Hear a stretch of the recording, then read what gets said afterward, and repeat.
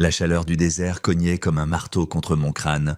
3 semaines dans ce coin maudit du bout du monde, à enseigner aux fermiers comment démonter des engins explosifs improvisés et installer des points d'embuscade. Le travail était sale, dangereux et payé mieux que n'importe quoi aux États-Unis. J'avais fait la paix avec ça il y a 5 ans. Mon nom est Drew Hill. Et j'avais passé la plus grande partie d'une décennie à faire le genre de boulot qui n'apparaît pas dans les brochures de recrutement. Ancien marine, réformé avec déshonneur pour des raisons qui me faisaient encore serrer la mâchoire. Après ça, j'avais dérivé vers le secteur privé, le vrai secteur privé, où les gouvernements engageaient des contracteurs pour faire ce qu'ils ne pouvaient pas sanctionner officiellement. J'entraînais des groupes de miliciens, sécurisais des routes d'approvisionnement à travers des territoires hostiles et extrayais occasionnellement des gens qui s'étaient mis dans des situations que leurs assurances ne couvraient pas. J'étais bon là-dedans, plus que bon. J'avais appris à lire les gens comme la plupart lisent les panneaux de signalisation, à anticiper la violence avant qu'elle n'éclate, et à survivre dans des endroits où la survie tenait plus de la chance que de la compétence pour la plupart. L'argent était excellent, le travail constant, et je m'étais convaincu que je n'avais besoin de rien d'autre. Le téléphone satellite, qui crépitait en s'allumant, changea tout. Le commandant Briggs, un mercenaire sud-africain qui coordonnait nos contrats, me tendit l'appareil encombrant avec une expression que je n'avais jamais vue sur son visage auparavant, de la pitié. « Malade, appel personnel. Prends-le. » Je m'éloignais du groupe d'apprentis, mes bottes soulevant de la poussière rouge.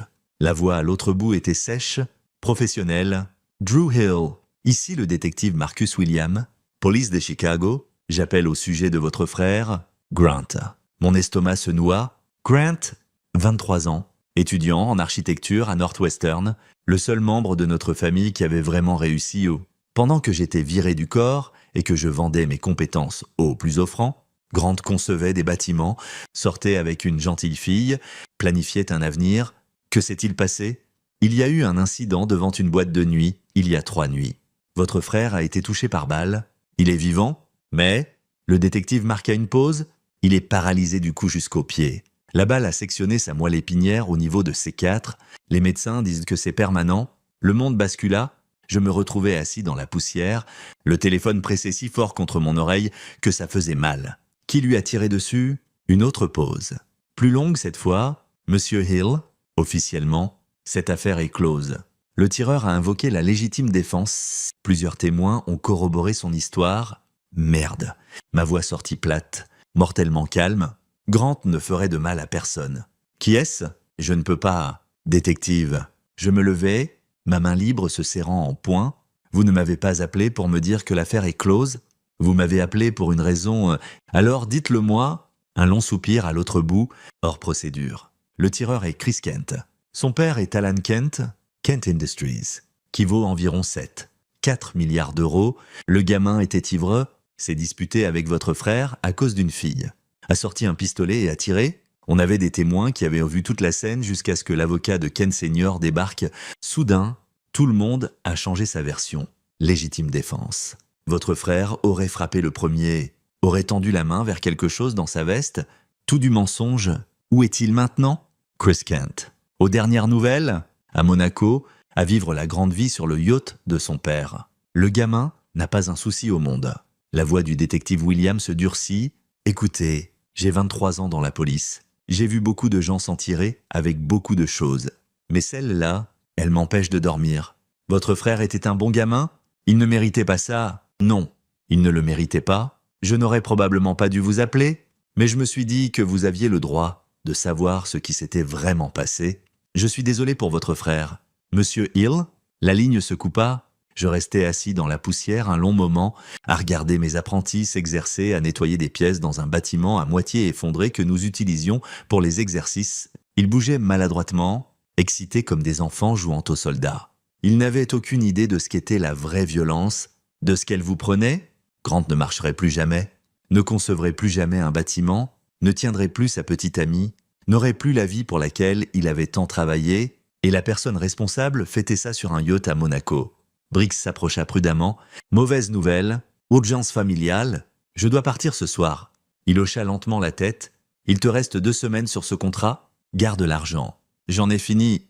Quelque chose dans ma voix dut transmettre la finalité, car Briggs n'insista pas. « Je vais arranger le transport jusqu'à l'aérodrome.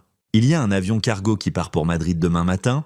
Tu pourras prendre un vol commercial de là. Je passais les heures suivantes à arranger mécaniquement mon équipement, l'esprit ailleurs. J'appelais l'hôpital à Chicago et parlais à une infirmière qui expliqua l'état de Grant en termes cliniques qui me donnèrent envie de fracasser un mur dépendant d'un ventilateur, probablement permanent, mouvement limité dans une épaule. La vie que Grant avait connue était terminée. Puis j'appelais ma tante Sonia Dorsey, la seule famille qui nous restait après que nos parents étaient morts dans un accident de voiture quand j'avais 19 ans et Grant 12.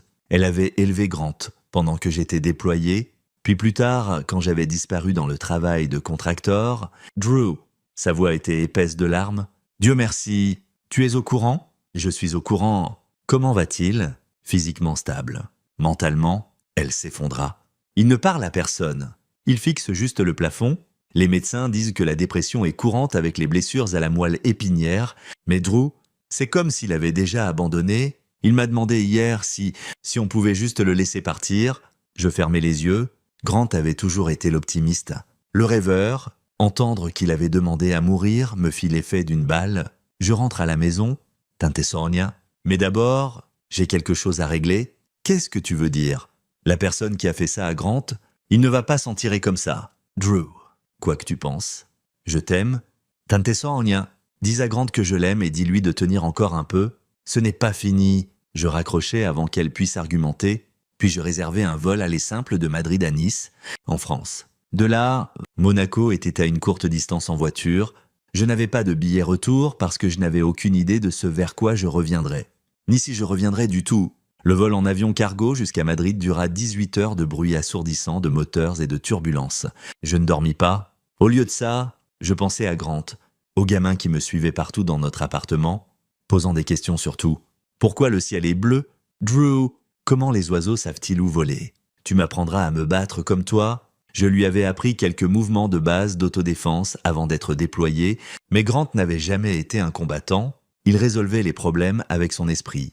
Avec de la créativité et des conversations, il voyait le bien chez les gens, croyait aux secondes chances et à la rédemption. Le monde avait récompensé cet optimisme en lui mettant une balle dans la colonne vertébrale. J'avais 11 ans quand papa avait frappé maman pour la première fois. Je m'étais interposé et j'avais pris un revers qui m'avait fendu la lèvre. Après ça, j'avais appris à riposter. À 16 ans, j'étais plus grand que papa. Et la violence s'était arrêtée. 2 ans plus tard, ils étaient tous les deux morts, enroulés autour d'un poteau téléphonique avec des taux d'alcoolémie qui expliquaient tout. J'avais rejoint les Marines pour m'échapper, pour trouver un but. Pendant un temps, ça avait marché. Puis, j'avais commis l'erreur d'empêcher 3 camarades Marines d'agresser une femme locale à Kandahar. J'en avais mis 2 à l'hôpital. Le 3e avait porté plainte. Et d'une manière ou d'une autre, j'étais devenu le méchant. Réforme déshonorante. Pas d'allocation, pas d'avenir. Le secteur privé se fichait de mon dossier. Il se fichait que je puisse tirer droit, penser tactiquement, et ne posait pas trop de questions. Pendant 5 ans, je m'étais dit que c'était suffisant. Mais assis dans cette soute, à regarder le soleil se lever par un hublot, je réalisais que j'avais fui la famille, les responsabilités, tout ce qui pouvait me blesser. Eh bien, j'en avais fini de fuir. La chambre d'hôpital sentait l'antiseptique et le désespoir. J'avais volé directement de Nice à Chicago. Un voyage de 20 heures qui m'avait laissé épuisé mais survolté. Ma tante Sonia était assise au chevet de Grant, tenant sa main même s'il ne pouvait pas la sentir. Grant paraissait plus petit que dans mes souvenirs. Le tube respiratoire dans sa gorge sifflait rythmiquement. Ses yeux étaient ouverts, fixant les dalles du plafond, mais il n'y avait rien derrière, pas de lumière, pas d'espoir. Grant, je tirai une chaise. C'est Drew? Ses yeux se tournèrent vers moi, une lueur de reconnaissance. Il ne pouvait pas parler avec le ventilateur, mais une infirmière avait installé un ordinateur avec un logiciel de suivi oculaire. Des lettres apparurent sur l'écran au fur et à mesure que les yeux de Grant bougeaient. Lentement, un message se forma. « Aurais dû t'écouter? Aurais dû apprendre à me battre? Ce n'est pas ta faute, dis-je fermement. Tu m'entends? C'est sur ce salaud qui a appuyé sur la détente, et je vais le lui faire payer. Ne fais pas ça, pas la peine? Tu vaux la peine? Grant, tu vaux tout? » Tante Sonia serra mon épaule. « Drew, on peut parler dehors? » Dans le couloir, elle se tourna vers moi. Ses yeux étaient rougis par les pleurs. Sonia avait la 50aine. Elle était institutrice et n'avait jamais demandé à devenir mère de 2 garçons abîmés. mais elle l'avait fait avec grâce et force. Quoi que tu prévois, ne le fais pas. Je ne peux pas vous perdre tous les deux. Tu ne me perdras pas, mais je ne peux pas laisser ça passer. Et Sonia? La vie de Grant est détruite parce qu'un gamin de riche s'est saoulé et a décidé qu'une vie humaine ne valait rien et qu'il pouvait acheter sa sortie de prison. Quel message ça envoie? Que si tu es assez riche, tu peux tout faire? Et alors? Tu vas le tuer? Jeter ta vie pour de la vengeance? Je vais m'assurer que la justice se fasse. D'une manière ou d'une autre. Elle étudia mon visage un long moment. Tu ressembles exactement à ton père quand tu as cette expression. Cette colère têtue et vertueuse, ça m'effrayait à l'époque et ça m'effraie maintenant. Je ne suis pas mon père? Non, tu ne l'es pas. Tu es meilleur que lui ne l'a jamais été. Mais Drew, ce chemin dont tu parles, on n'en revient pas. On ne revient pas non plus de ce qui est arrivé à Grant. Je passais 3 jours à Chicago à recueillir des informations. Le détective Marcus William me rencontra dans un café du sud de la ville, regardant par-dessus son épaule comme si on faisait un deal de drogue. « Je ne devrais pas vous parler ?» dit-il en glissant une enveloppe Kraft sur la table, « mais voir votre frère dans cette chambre d'hôpital. Bon sang, le gamin a 23 ans. À l'intérieur de l'enveloppe, il y avait des rapports de police, des déclarations de témoins, des photos.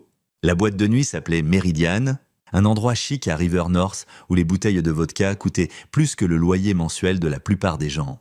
Grant y était avec sa petite amie Heather Wyatt pour fêter son anniversaire. Selon les déclarations originales des témoins, avant qu'elles ne soient rétractées, Chris Kent avait approché Heather au bar, la draguant agressivement malgré qu'elle dise plusieurs fois qu'elle avait un copain. Grant était intervenu poliment, demandant à Kent de les laisser tranquilles.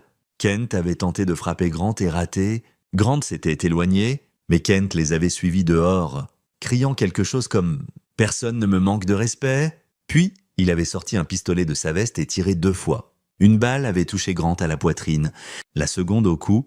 Les photos montraient de Grant au sol, du sang se répandant autour de lui, ses yeux écarquillés de choc. Heather Hurlant, les mains couvertes de son sang. Et Chris Kent, debout là, avec le pistolet encore en main, une expression confuse sur le visage comme s'il n'arrivait pas à croire ce qu'il avait fait. Qu'est devenue l'arme? Saisie comme preuve. Puis, mystérieusement disparu du dépôt des pièces à conviction avec les enregistrements de sécurité des caméras extérieures du club. Combien Ken Senior a-t-il payé pour faire disparaître tout ça? Le détective William haussa les épaules. La rumeur dit 85 millions d'euros répartis entre les témoins, l'employé des preuves, peut-être même quelqu'un plus haut dans la hiérarchie. Je ne peux rien prouver. C'est pourquoi je nierai que cette conversation ait eu lieu. Parlez-moi de Chris Kent, 26 ans, enfant unique, élevé avec tous les avantages que l'argent peut acheter et n'a rien appris, sauf qu'il est intouchable. Ce n'est pas son premier incident.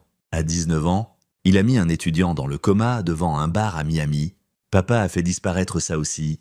À 22 ans, arrêté pour possession avec intention de distribuer. Charge abandonnée. L'année dernière, des allégations d'agression sexuelle d'une femme lors d'un gala de charité. Elle s'est rétractée le lendemain après avoir reçu ce qui était sûrement un généreux règlement. Ma mâchoire se serra. Donc, il a monté en crescendo pendant des années, et chaque fois qu'il s'en tire, il devient plus audacieux. Le gamin est un psychopathe avec des ressources illimitées et sans conscience. Ce qui le rend dangereux, pas aussi dangereux que moi. Le détective William me lança un regard dur. « Monsieur Hill, je comprends ce que vous ressentez, mais si vous faites une bêtise, vous finirez en prison ou mort. Et votre frère sera toujours paralysé. C'est ce que vous voulez? Ce que je veux, c'est la justice. Puisque le système ne peut pas la fournir, je m'en occuperai moi-même. Je ne peux pas cautionner ça. Vous n'avez pas à le faire, mais vous n'aviez pas à me donner ce dossier non plus. Hein? Il se leva, laissant le dossier sur la table. Je ne vous ai jamais vu. Nous n'avons jamais parlé. Et si vous vous faites prendre, je témoignerai contre vous au tribunal. C'est clair, clair comme de l'eau de roche. Alors qu'il s'éloignait, j'ouvris à nouveau le dossier, étudiant la photo de Chris Kent. Il avait le genre de visage qui reçoit tout sur un plateau, beau d'une manière générique. Coupe de cheveux chers, sourire confiant, l'expression de quelqu'un qui n'a jamais affronté de vraies conséquences. Ça allait changer. Je rencontrai Heather Wyatt dans un parc près du campus de Northwestern. C'était une petite femme aux longs cheveux noirs et aux yeux hantés. Quand elle me vit, elle se mit à pleurer. « Je suis tellement désolée !» sanglota-t-elle. J'ai dit la vérité à la police au début, j'ai juré que je témoignerais, mais ensuite les avocats de Ken sont venus à mon appartement et ils ont dit que si je témoignais, ils me détruiraient, déterreraient tout sur mon passé, traîneraient ma famille dans la boue Ils m'ont offert de l'argent aussi, 46 000 € pour changer ma déclaration. Tu l'as pris? Elle secoua violemment la tête. Non, mais j'ai changé ma déclaration quand même parce que j'avais peur. Et maintenant, Grant est... Elle ne put finir. Je posai une main sur son épaule. Eh, regarde-moi, ce n'est pas ta faute. Ils t'ont manipulé, menacé. C'est ce qu'ils font. J'aurais dû être plus courageuse. Grant l'a été. Il a tenu tête à ce monstre et voilà ce qui est arrivé. Et moi, je l'ai abandonné. Tu peux encore aider? Dis-moi tout ce dont tu te souviens de cette nuit. Chaque détail, elle le fit. Comment Kent avait l'air défoncé à quelque chose, ses yeux dilatés, ses mains tremblantes. Comment il était devenu agressif quand Grant était intervenu, criant qu'il était le fils d'Alan Kent, qu'il pouvait faire ce qu'il voulait. Comment il avait sorti le pistolet si nonchalamment, comme si c'était la chose la plus naturelle du monde. Après avoir tiré sur Grant, il est juste resté là, dit Heather, à le fixer, et puis il a souri. Il a vraiment souri, comme si c'était une blague. C'est là que j'ai su que Grant avait raison. Chris Kent n'est pas humain, c'est autre chose. Quand je quittais Chicago, j'avais une image complète.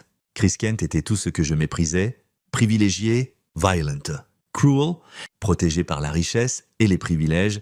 Il avait blessé des gens toute sa vie, sans conséquence. Il avait tiré sur mon frère, détruit son avenir, et s'était envolé pour Monaco pour faire la fête.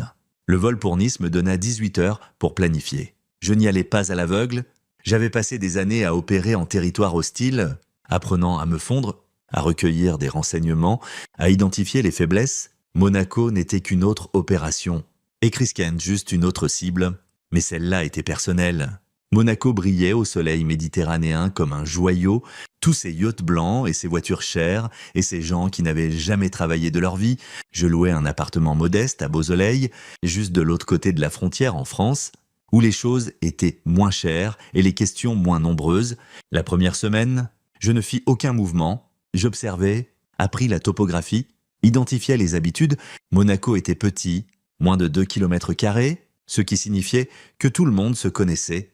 Les riches flottaient dans une bulle isolée de luxe, tandis que les gens comme moi, les travailleurs et les observateurs, restaient invisibles. Je trouvais Chris Kent facilement. Le yacht de son père, une monstruosité de 61 mètres, appelée Manifest Destiny, était amarré au port Hercule.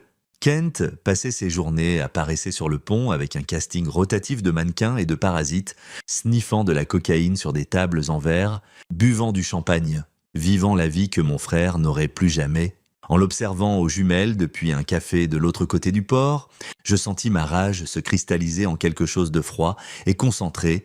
Ce n'était plus de la colère, c'était de la précision. J'avais besoin de m'approcher de Kent, de comprendre ses routines, de trouver ses vulnérabilités. Ça signifiait infiltrer son monde. Devenir quelqu'un qu'il voudrait autour de lui. La réponse vint d'une source inattendue.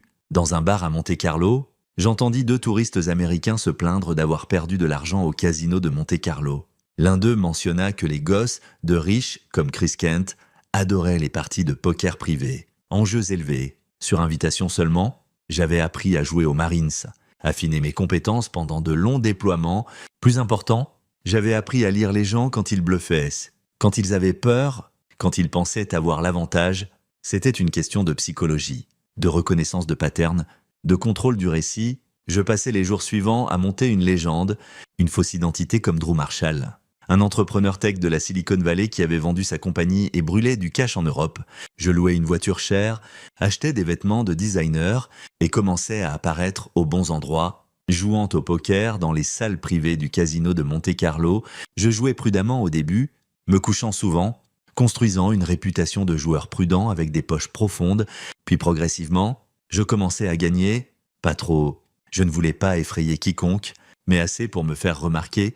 Il fallut 2 semaines avant que je reçoive l'invitation que j'attendais. Une femme nommée Cecilia Peterson, l'une des mannequins du yacht de Kent, m'approcha au casino. Elle était belle comme les femmes de Monaco sont belles, chères. Entretenue, vide et... « Vous êtes Drew Marshall ?»« Hein ?» Le type de la tech. « C'est moi. » Des amis à moi organisent une partie privée demain soir. Très exclusive, enjeu très élevé. Intéressé ? De quels enjeux parle-t-on ? Mise de départ 50 000 €. No limit. Texas Hold'em, je fis semblant de réfléchir. Qui joue ? Elle énuméra des noms que je ne reconnaissais pas. Puis ajouta « Et Chris Kent ? Vous le connaissez ? Kent Industries. » Hein ? J'ai entendu parler de son père. Chris adore le poker. Attention. Par contre, ce n'est pas un bon perdant. Je souris. Moi non plus. La partie se tenait dans une suite penthuse surplombant le port, le genre d'endroit où les meubles coûtent plus que la voiture de la plupart des gens. 6 joueurs, moi, Chris Kent, 2 gosses de fonds fiduciaires européens nommés Enrique Padilla et Felipe McNeat, un fils d'oligarque russe appelé Zachary Bradshaw et un homme plus âgé présenté comme Harvey McDonald, un capital risqueur de Londres. Kent était exactement comme je l'attendais, arrogant, bruyant, sniffant de la cocaïne entre les mains et l'arrosant de whisky. Il jouait agressivement, intimidant les petites piles, parlant constamment. « Vous êtes le type de la Silicon Valley ?»« Hein ?»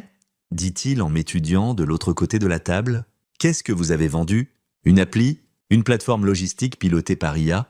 Des trucs barbants, mais qui rapportent de l'argent ?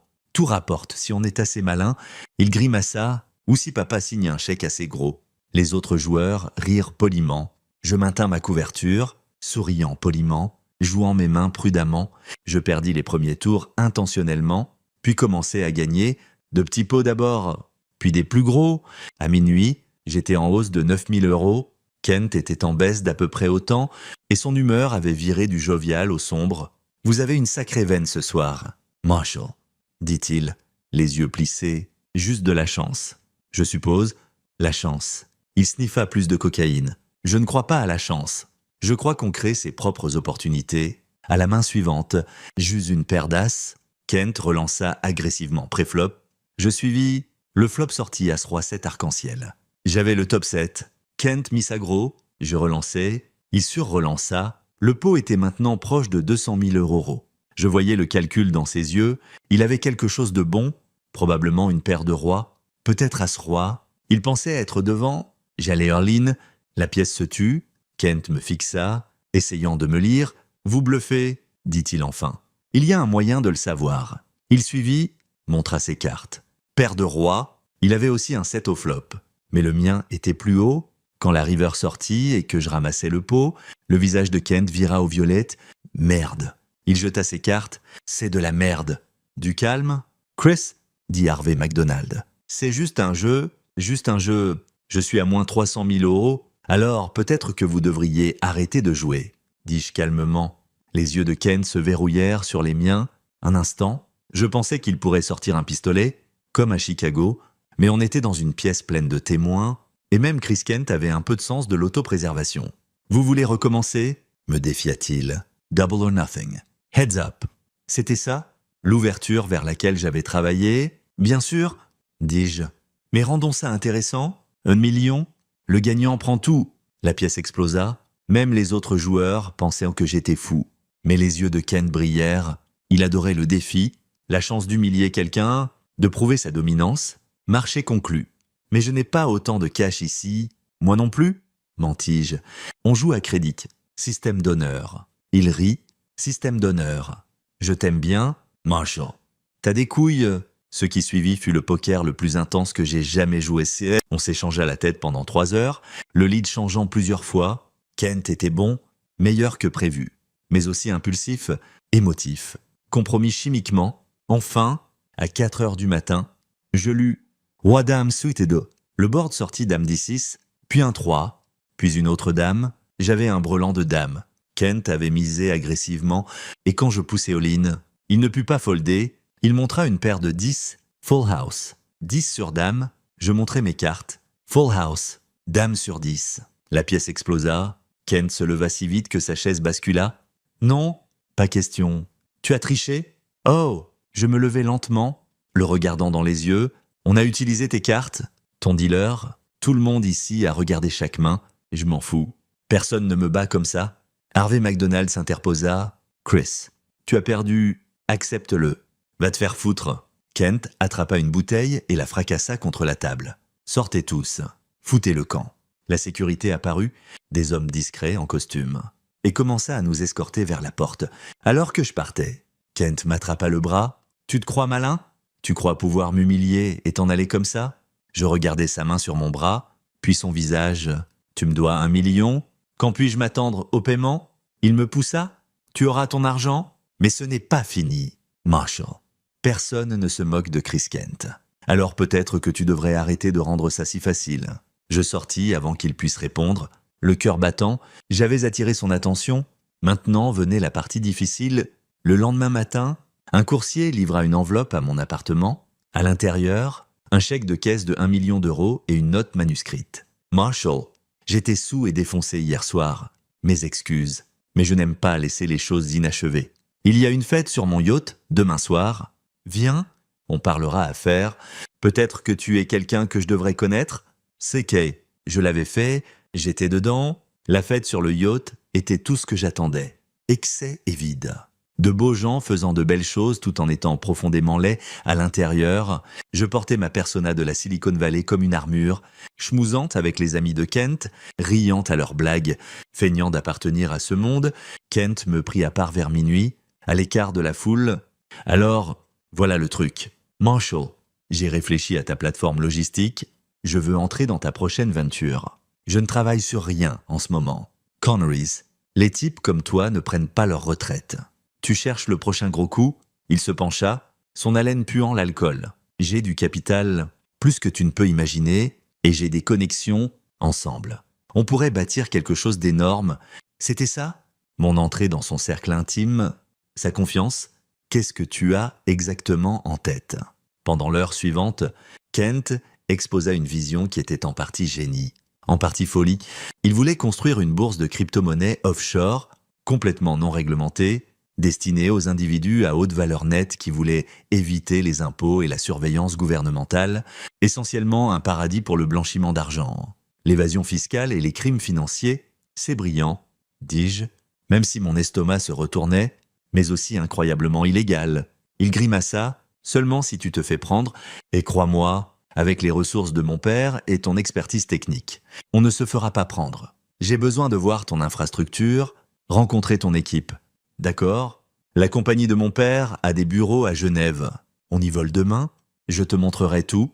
En quittant le yacht cette nuit-là, je sentis les pièces s'emboîter. Kent n'était pas juste un gosse de riche meurtrier. Il était activement impliqué dans des entreprises criminelles, utilisant la compagnie de son père comme couverture. Si je pouvais exposer ça, si je pouvais abattre non seulement Chris, mais tout l'empire Kent, mais d'abord, j'avais besoin de preuves, de vraies preuves actionnables. Le vol pour Genève fut en jet privé, juste Kent et moi et un pilote. Il passa la plupart du temps à sniffer de la cocaïne et à parler de sa vision pour la bourse crypto, comment ça nous rendrait tous les deux milliardaires. Mon père pense que je suis un idiot, dit-il à un moment, baissant sa garde. Pense que je gaspille juste son argent, que j'embarrasse le nom de la famille, mais je vais lui prouver qu'il a tort. Je vais bâtir quelque chose de plus grand que tout ce qu'il a jamais fait. Et tes problèmes légaux aux États-Unis? Demandai-je prudemment. J'ai entendu parler d'un incident à Chicago. Son expression s'assombrit. Un loser a essayé de faire le dur avec moi à cause d'une fille. Je me suis défendu. Fin de l'histoire, la police ne l'a pas vu comme ça. Pourtant, la police voit ce que mon père leur dit de voir. C'est la beauté du vrai pouvoir. Marshall, ce n'est pas d'avoir raison, c'est d'être intouchable. J'eus envie de le tuer sur place, à 9000 mètres d'altitude. Pas de témoin sauf le pilote. Je pouvais lui briser la nuque, le jeter par la sortie de secours, prétendre qu'il s'était défoncé et l'avait fait lui-même, mais ça ne serait pas de la justice. Ça serait du meurtre? Et ça n'aiderait pas Grant? N'exposerait pas la pourriture au cœur de l'Empire Kent? N'empêcherait pas Chris d'être remplacé par le prochain psychopathe avec un filet de sécurité d'1 milliard à Genève? Kent me montra le bureau, en fait une compagnie de façade appelée Alpine Financial Services, staffed par des employés d'apparence légitime, qui n'avaient aucune idée de ce qui se passait vraiment dans les arrière-salles. Là, Kent me présenta ses vrais partenaires, Lonnie Lutz, un ancien gestionnaire de hedge fund avec un problème de jeu, Charlie Lacey, un expert en cybersécurité viré de 3 grandes firmes pour violations éthiques, et Brendan Zimmerman, un avocat spécialisé dans les comptes offshore et la protection d'actifs. Messieurs, voici Drew Marshall. Il va nous aider à bâtir l'infrastructure technique pour notre petit projet. Pendant la semaine suivante, je m'incrustais dans leur opération, posant des questions, prenant des notes, copiant des fichiers quand personne ne regardait. Ce que je découvris était pire que ce que j'imaginais. Kent ne planifiait pas seulement une bourse de crypto-monnaies, il en gérait déjà une version bêta utilisée par des marchands d'armes, des trafiquants d'humains et des cartels de drogue pour déplacer de l'argent. L'opération générait des millions en frais, Tout ça complètement hors livre, et Alan Kent, le père de Chris, n'était pas seulement au courant, il la finançait. Je trouvais des emails entre père et fils discutant du projet, avec Alan fournissant des conseils stratégiques et utilisant les avocats de Kent Industries pour créer des sociétés écrans et des structures offshore. Le milliardaire philanthrope, l'homme qui donnait aux hôpitaux pour enfants et aux fonds éducatifs, aidait activement son fils à faciliter certains des pires crimes imaginables. Je copiais tout sur un disque encrypté et planifiais de le transmettre aux autorités, mais ça ne suffirait pas. Même avec des preuves, les Kent s'étaient déjà tirés d'affaire en achetant... J'avais besoin de quelque chose de plus personnel, quelque chose qui les détruirait au-delà de la rédemption. La réponse vint d'une source inattendue. Une nuit, après que tout le monde fut parti, je trouvais Brendan Zimmerman buvant seul au bureau. Il était clairement troublé par quelque chose. « Ça va ?» demandai-je. Il leva les yeux, surpris. « Marshall. »« Ouais, ça va. Juste en train de penser à... » Il hésita. Puis, délié par le whisky, se mit à parler. « Je suis devenu avocat pour aider les gens. Tu sais, pour rendre le monde meilleur. Et maintenant, regarde-moi, à aider des monstres, à déplacer de l'argent sale. Ce n'est pas ce que j'imaginais. Alors pourquoi le faire? Parce qu'ils paient mieux que les bons? Parce que j'ai des dettes et une famille et que je suis trop vieux pour recommencer. » Il se versa un autre verre. « Et parce que je suis un lâche, je m'assis en face de lui. Et si tu pouvais réparer ça? Rendre les choses justes. En disant la vérité, en étant courageux pour une fois. » Il rit amèrement. « Tu ne comprends pas de quoi ces gens sont capables? Chris Kent a tiré sur un homme à Chicago pour rien, l'a tiré par allié à vie, et il s'en vante. Dit que ça prouve qu'il est intouchable. » Mon sang se glaça. « Il t'a parlé de Chicago? » Il le dit à quiconque l'écoute. Comme si c'était un badge d'honneur. Le gamin est un putain de psychopathe. Marshall. Et son père est pire, parce que au moins Chris est fou. Alan sait exactement ce qu'il fait. Il habilite un monstre parce que c'est profitable. Je pris une décision à cet instant. Zimmerman était faible, mais pas mauvais. Il pouvait être sauvé. « Je ne suis pas qui tu crois ?» dis-je doucement. Mon vrai nom est Drew Hill. L'homme sur qui Chris Kent a tiré à Chicago était mon frère. Et je suis ici pour m'assurer qu'il paie pour ça. Les yeux de Zimmerman s'écarquillèrent. Pendant un long moment, il ne parla pas, puis il dit « Dis-moi ce dont tu as besoin. » Le plan se mit en place en 72 heures. Zimmerman fournit des informations internes, compte bancaire, liste de clients, communication entre les Kent et leurs clients criminels. Je compilais tout, construis un dossier qui détruirait à la fois Kent Industries et l'échange underground. Mais je voulais plus que des conséquences légales. Je voulais que Chris Kent ressente ce que Grant avait ressenti, l'impuissance, la peur, la certitude que sa vie était finie. L'opportunité vint lors d'une autre fête sur le yacht, celle-là plus grande que la précédente. Chris invita l'élite de Monaco, politiciens, célébrités, criminels se cachant derrière des façades légitimes. Il était dans son élément, jouant l'hôte généreux, complètement inconscient que son monde allait s'effondrer. J'avais tout préparé à l'avance. Zimmerman m'avait aidé à planter des preuves liant l'échange crypto directement à 3 crimes spécifiques. Un deal d'armes qui avait résulté en un massacre en Syrie, un réseau de traite humaine opérant en Europe de l'Est et une cargaison de drogue qui avait tué 40 personnes avec de l'héroïne contaminée au phénol. J'avais aussi typé Interpol, leur fournissant tout ce dont ils avaient eu besoin pour des raids simultanés sur le bureau de Genève, le quartier général de Kent Industries et la maison d'Alan Kent dans le Connecticut. Mais la pièce finale, la plus importante, était personnelle. Je trouvais Chris sur le pont supérieur du yacht. Saoul est défoncé comme d'habitude. Entouré de ses parasites, j'avais amené quelqu'un avec moi, le détective Marcus William, qui avait pris des vacances et volé jusqu'à Monaco hors procédure. « Kent » appelai-je. « On doit parler... » Il se tourna, plissant les yeux vers moi. « Marshall, c'est quoi cette tête sérieuse? Bois un coup. Détends-toi. Je ne pense pas... Vois-tu, je n'ai pas été honnête avec toi. Mon nom n'est pas Drew Marshall. C'est Drew Hill. » Le nom ne fit pas tilt au début. Puis ses yeux s'écarquillèrent. Hill comme dans Grand Hill. L'homme sur qui tu as tiré à Chicago, l'homme que tu as paralysé, l'homme dont tu as détruit la vie parce que tu es un enfant gâté, Violent, qui n'a jamais affronté de conséquences pour rien. La fête s'était tue, tout le monde regardait, la main de Chris se dirigea vers sa veste. Il allait pour un pistolet, comme à Chicago, mais j'étais plus rapide.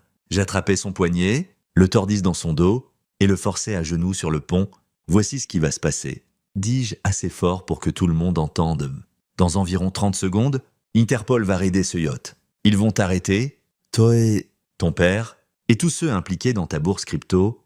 Tu vas être accusé de blanchiment d'argent, complot et complice de meurtre. La compagnie de ton père va s'effondrer. Ta fortune va s'évaporer en frais légaux et indemnisation aux familles des victimes. Tu ne peux pas... Chris se débattit. Mon père va... Ton père est arrêté en ce moment même dans le Connecticut. Je m'en suis assuré. Tout ce que tu as bâti, tout ce que tu pensais te rendre intouchable est parti. Des sirènes résonnèrent à travers le port. Le yacht était entouré de bateaux de police. Le détective William s'avança. Badge sorti, Chris Kent. Vous êtes en état d'arrestation pour la fusillade sur Grant Hill. Je suis aussi ici pour témoigner comment ton père a soudoyé des témoins et détruit des preuves.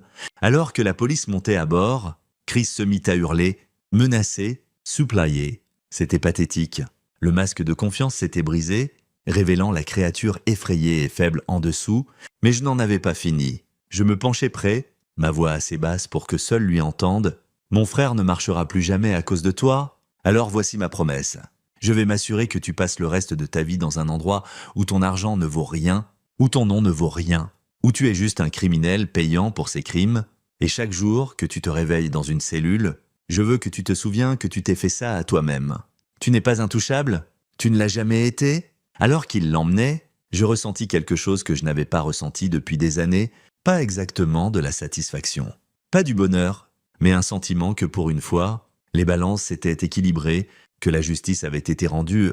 Les retombées furent spectaculaires.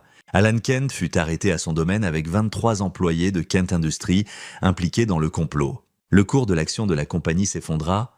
Les victimes des crimes facilités par la bourse crypto intentèrent des procès qui immobiliseraient la fortune des Kent pour des décennies.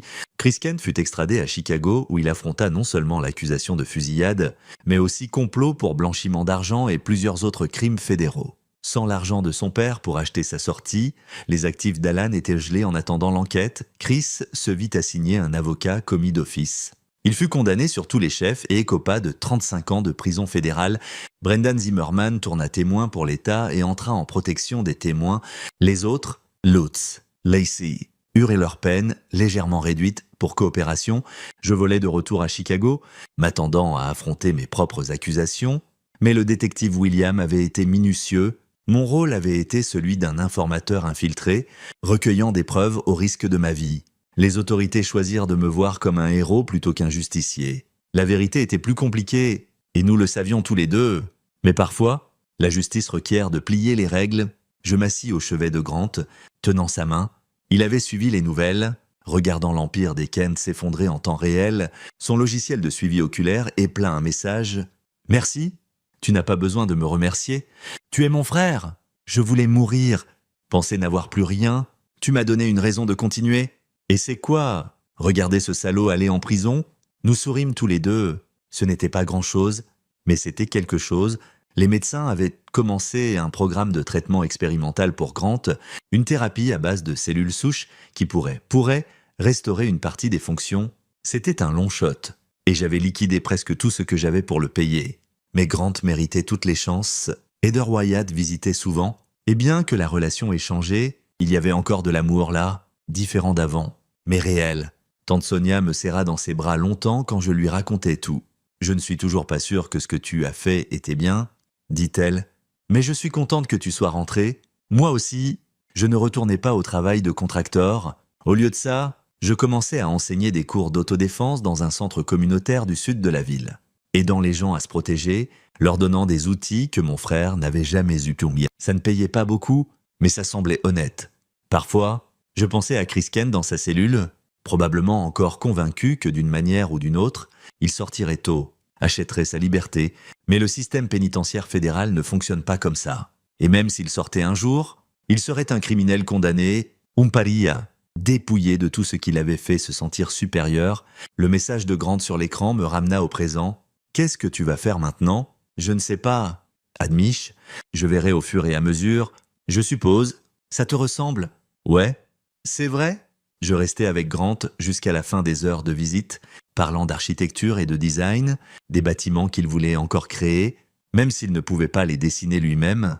Il avait commencé à travailler avec un étudiant en master qui pouvait traduire ses mouvements oculaires en dessin CAD. Son premier design était pour un centre communautaire accessible, un endroit où les personnes handicapées pouvaient se rassembler, se connecter, guérir. C'était beau. En quittant l'hôpital, le vent hivernal de Chicago traversant ma veste, je pensais à la justice et à la vengeance. À la ligne entre les deux, j'avais probablement franchi cette ligne plusieurs fois, mais j'avais aussi abattu des criminels qui auraient été blessés d'innombrables autres. La bourse crypto seule était responsable d'une souffrance incommensurable. Est-ce que ça valait le coup? Le risque? Les mensonges? La violence que j'étais prêt à commettre? Je levais les yeux vers l'hôpital où mon frère était vivant, contre toute attente, luttant pour reclaim whatever life he could build. Ouais, ça valait le coup. Je marchais vers la station de L, anonyme dans la foule. Juste une autre personne rentrant après une longue journée. Personne ne savait ce que j'avais fait, qui j'avais été. Et c'était bien. Chris Kent avait passé sa vie à essayer d'être remarqué. It ain't important. Il avait eu son vœu. Il était notoire maintenant. Je voulais juste redevenir Drew Hill. Un frère, un enseignant, une personne essayant de faire mieux. Le train entra en station. Et je montais, me dirigeant vers ce qui viendrait ensuite. Derrière moi, le passé était réglé. Devant, l'avenir était incertain. Mais pour la première fois depuis des années, j'étais d'accord avec ça. Les portes se fermèrent et le train avança dans la nuit. C'est ici que notre histoire se termine. Partagez vos pensées dans la section des commentaires. Merci pour votre temps précieux. Si vous avez aimé cette histoire, assurez-vous de vous abonner à cette chaîne. Ça m'aiderait beaucoup. Cliquez sur la vidéo que vous voyez à l'écran et je vous verrai. Not a mare. I don't think it's a mare. I'll leave that light on.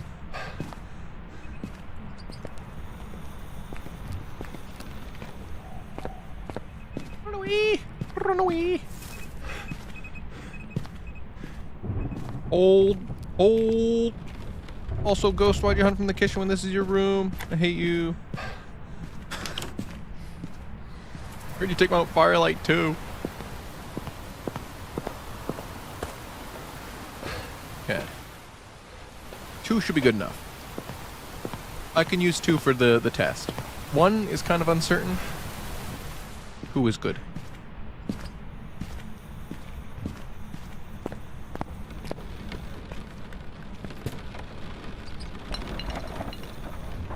Did you move, Ghosty? Hold on. I see the cold breath here. But here. No, you're definitely in the dining room. Okay.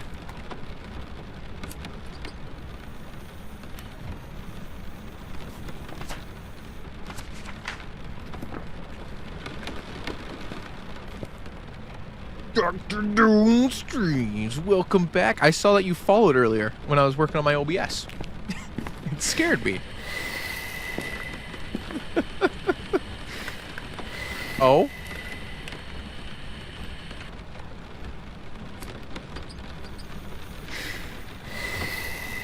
Ah?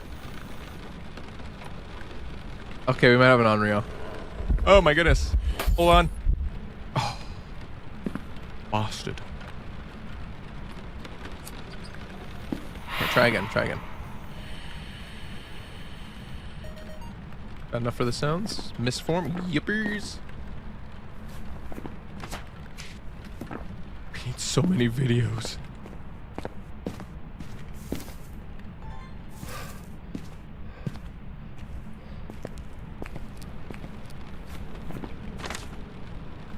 Fire extinguish. Door move. We need you to bite the crucie. Number 2. What happened to your first? Oh, okay. Gotcha. It happens. It happens. Alright, try it. Bite it. I think it's an Onryo. I don't see any ghost orbs. And now that's taken out both the firelights. It's going for it. Give it another test. I got the bit crucie. Boom. That.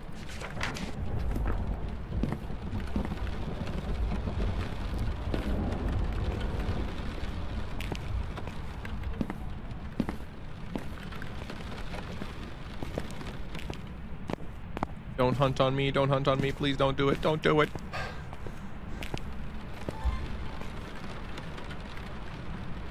Probably a better spot to put it, like here.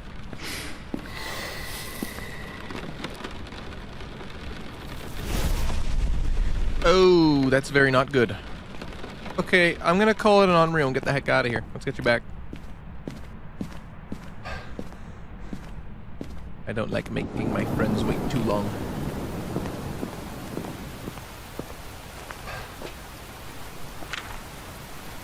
Either that's an Onryo or a really agitated mare. That.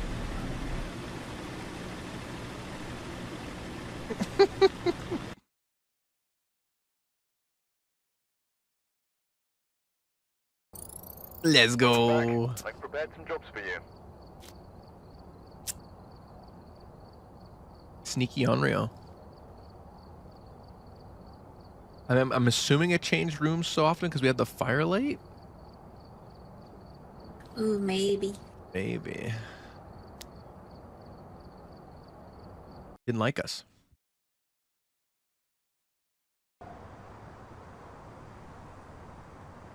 Is snowing? All right. we're Yep. here. It's Take a look at the snowing. equipment and prepare accordingly before starting the investigation.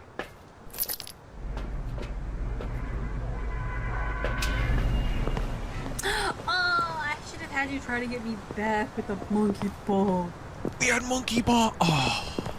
Dude. But listen. I'm 6 levels away from prestiging. So realistically, you should get all the money.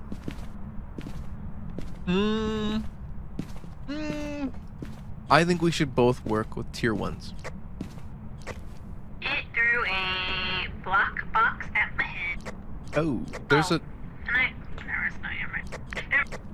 there's a spine in the hallway between dining room and living room. So what you're telling me is the ghost is spine.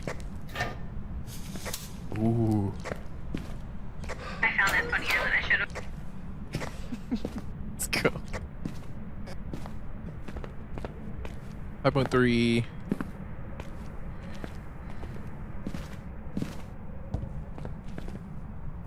Heaven.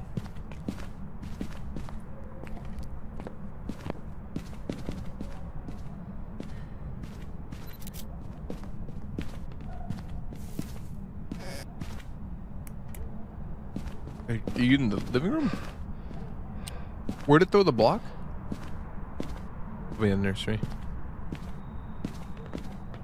Yep, nursery ghost.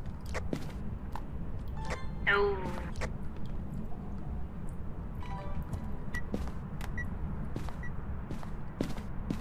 Boom, boom, boom, boom. Boom. Bam. Got dots? No dots. Big sad.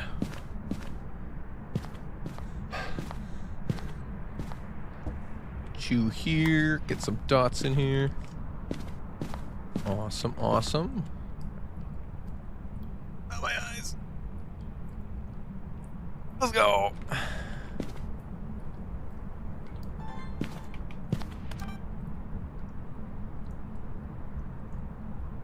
Locked. It's gross. The Cruci spurt. Blah blah blah blah. We got spurt. I heard that from outside. Yeah, that's loud. Like shouted at me.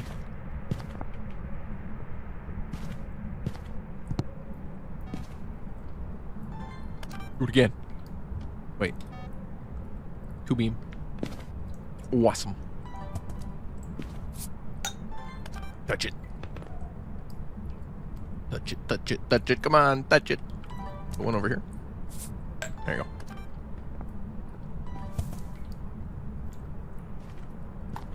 go. It might have moved. Nope. Woody Prince. Ooh.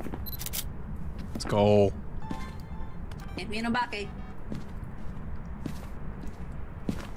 Ghost, do you want to step in the salt again, please? And thank you.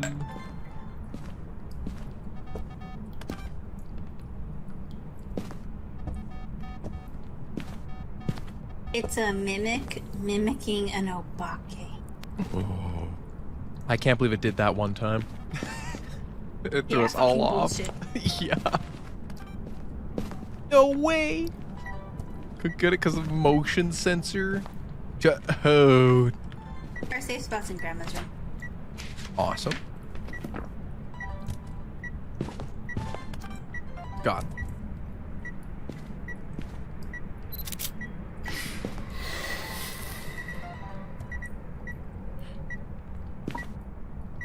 Get that. Could you do that again, please? Oh my goodness. Gotta scoot right up here. There we go.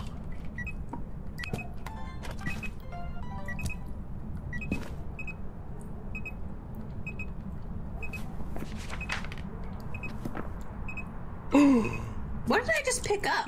Oh, my sound recorder. Sorry. This looks exactly the same. Don't think it's a mare. Oh, can't be a mare. You know what bothers me? What's up? Wait, this does say the EMF level. Mm-hmm. The fuck? It's so small though. It's so hard to tell. I'm gonna have to start holding it. Or listen out for the boop, boop.